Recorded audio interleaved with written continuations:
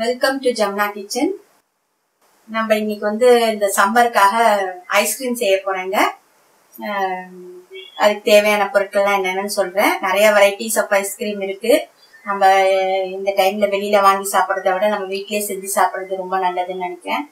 அதனால நான் செஞ்சு காட்டுறேன். நம்ம வீடியோக்குள்ள போறதுக்கு முன்னாடி நான் என்னோட ஜமுனா கிச்சனை சப்ஸ்கிரைப் பண்ணாதவங்க சப்ஸ்கிரைப் பண்ணுங்க, ஷேர் பண்ணுங்க. அப்புறம் ஏதாச்சும் டவுட் இருந்ததுன்னா கமெண்ட் பண்ணுங்க. வாங்க செய்முறை எப்படின்னு செஞ்சு பார்ப்போம். இதுக்கு தேவையான பொருட்கள்: பால் 1/2 லிட்டர் எடுத்திருக்கேங்க, காய்ச்சி வச்சிருக்கேன். அப்ப கண்டன்ஸ் மில்க் எடுத்திருக்கேன். இந்த பால் கொஞ்சமா, இந்த பால்ல இருந்து கொஞ்சம் எடுத்து வச்சிருக்கேன். நான் பவுடர், ஐஸ்கிரீம் பவுடரை கொஞ்சம் கலந்து விடுறதுக்காக. அப்புறம் கொஞ்சம் மில்க் பவுடர் கொஞ்சம் எடுத்திருக்கேன். பால் ஊற்றிடுறேங்க, சூடு பண்ணிக்கலாம். ஆடையோட இருக்கு, பரவாயில்ல, அப்படியே இருக்கட்டும். லைட்டா சூடு பண்ணா போதும். கொஞ்சம் சூடானா போதும் பால். ஏற்கனவே காய்ச்சி வச்ச பால். ஆமா, ஏற்கனவே காய்ச்சி வச்ச பால். இப்ப நம்ம மில்க் பவுடரும் இப்போ ஐஸ்கிரீம் பவுடரும், நம்ம ஐஸ்கிரீம் பவுடர் எடுத்து வச்சிருக்கேங்க. ஒரு 2 ஸ்பூன் போல எடுத்து வச்சிருக்கேன். அது நம்ம இந்த பால்ல போட்டு கரைச்சிக்கலாம். கொஞ்சமா அதுக்குதான் எடுத்து வச்சிருக்கேன் பால் தனியா.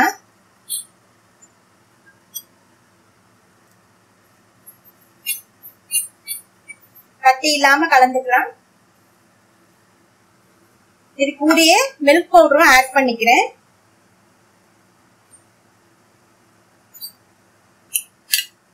இது வந்து எதுக்கு அப்படின்னா, அந்த பால் வந்து திக்கா ஆகிறதுக்காக தான்.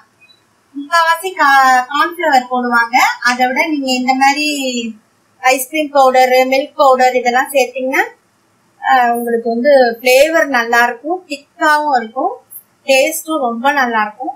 பால் காஞ்சிடுங்க. இப்ப நம்ம மில்க் பவுடரும் ஐஸ்கிரீம் பவுடரும் கலந்து வச்சிருக்கேன். உங்களுக்கு ஐஸ்கிரீம் பவுடர் இல்ல கஸ்டர்ட் பவுடர் இருந்தா கலந்துக்கோங்க. அப்படி இல்ல எதுவுமே இல்லைன்னா கார்ன்ஃபிளவர் கலந்துக்கோங்க. பால் திக்காகவும் டேஸ்ட் பிளேவர் எல்லாம் நல்லா இருக்கும். அதுக்காக தான் நம்ம இது கலக்கிறோம். இது கொஞ்சம் திக்கா ஆகும் பால். அது வரைக்கும் கலந்து விட்டுட்டே இருங்க, இல்லைன்னா அடி பிடிச்சிரும்.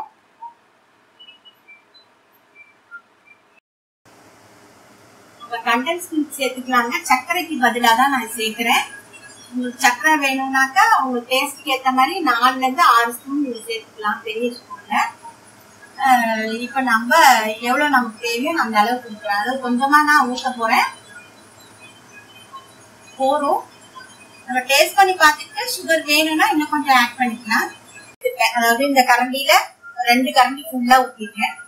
உங்களுக்கு சுகர் எவ்வளவு வேணுமோ அந்த அளவுக்கு நீங்க சேர்த்துக்கலாங்க. அவ்வளவுதாங்க. இப்ப இறக்கிடலாம். நம்ம இறக்கிட்டு இதை ஆற வைக்கணும். ஆற வச்சுட்டு மிக்சியில அடிக்கணும்.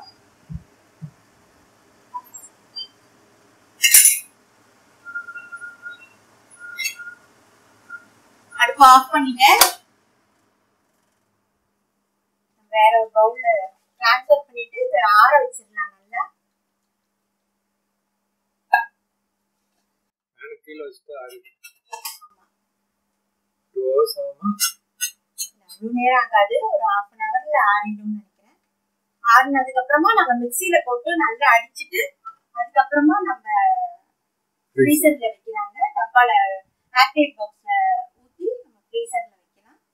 நான் அடிச்சுட்டு அதுக்கப்புறம் திரும்பவும் காட்டுறேன். மிக்சியில அடிச்சுட்டேங்க. இப்ப நம்ம இந்த பாக்ஸ்ல ஊத்திடுறேன்.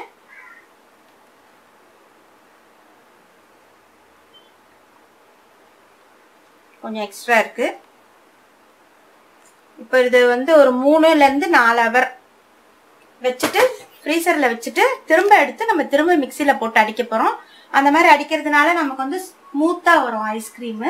அதுக்கு தான் ஃப்ரீசர்ல வச்சிட்டு மறுபடியும் எடுத்து மிக்சியில போட்டு அடிக்கணும். ஓகே. அடிச்சிட்டு அதுக்கப்புறமா திரும்ப ஊத்தி ஃப்ரீசர்ல வைக்கணும். அது எவ்வளவு நேரம் வைக்கணும்?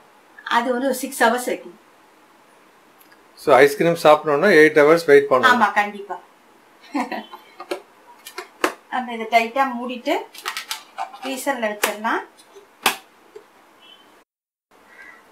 3 மணி நேரம் ஆயிடுச்சுங்க. இப்ப இந்த இதை எடுத்து அப்படியே மிக்சியில போட்டு இன்னொரு வாட்டி நம்ம அடிக்கலாம். கொஞ்சமா ஃபார்ம் ஆயிருக்கு பாருங்க ஐஸ்கிரீம்.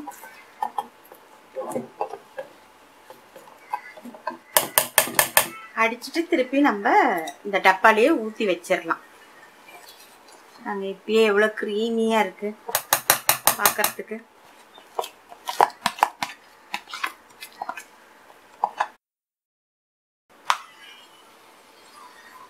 இது எவ்வளோ நேரம் கழிச்சு? 3 ஹவர்ஸ் ஆயிடுச்சா? ஆமாம், 3 ஹவர்ஸில் ஃபார்ம் ஆயிடுச்சு. திருப்பி இப்போ நம்ம அடிச்சுட்டு ஒரு 3 ஹவர்ஸ் பொறுத்து 3 to 4 ஹவர்ஸ்லேயே ரெடி ஆயிரும்னு நினைக்கிறேன் ஐஸ்கிரீம். இப்போ நம்ம அடிச்சாச்சு மிக்சியில் போட்டு நல்லா திரும்பி ஊற்றி வச்சிடலாம்.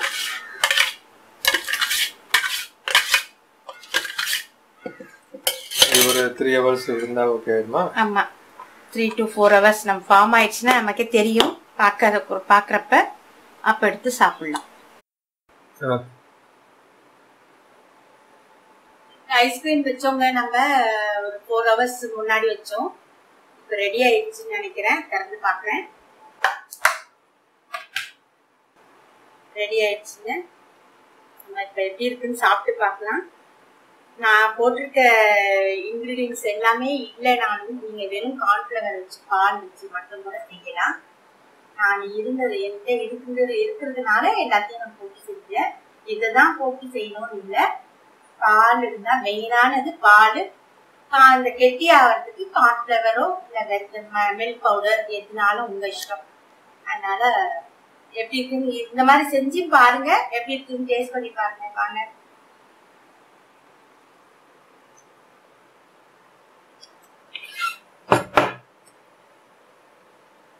எவ்வளவு ஸ்மூத்தா இருக்கு பாருங்க. சூப்பரா கடையில வைக்கிற ஐஸ்கிரீம் மாதிரியே இருக்கு. Wow, very nice. எடுக்கிறப்பே எப்படி இருக்கு பாருங்க ஸ்ட்ரக்சர். சாக்லேட் போடுவீங்களா அது மேல? போடலாம்.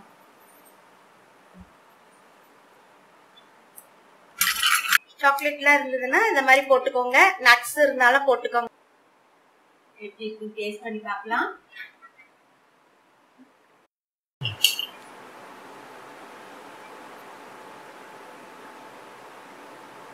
வாயில வச்சு நல்லா மெல்ட் ஆகுதுங்க. சூப்பரா இருக்கு. நீங்களும் இதே மாதிரி ட்ரை பண்ணி பாருங்க. என் ஹஸ்பண்ட் தெரிஞ்சுக்கிறேன், அவர் எப்படி இருக்குன்னு சொல்லட்டும். இதாங்க. சூப்பரா இருக்கு. அருமையா இருக்கு. நல்ல கிரீமியா இருக்குல்ல? சூப்பரா இருக்கு. இந்த வீடியோ உங்களுக்கு பிடிச்சிருந்தா யமுனா கிச்சனுக்கு சப்ஸ்கிரைப் பண்ணுங்க, லைக் பண்ணுங்க, ஷேர் பண்ணுங்க. நீங்க ஏதாவது குறைகள் இருந்தா கமெண்ட் தெரிவிங்க. நன்றி.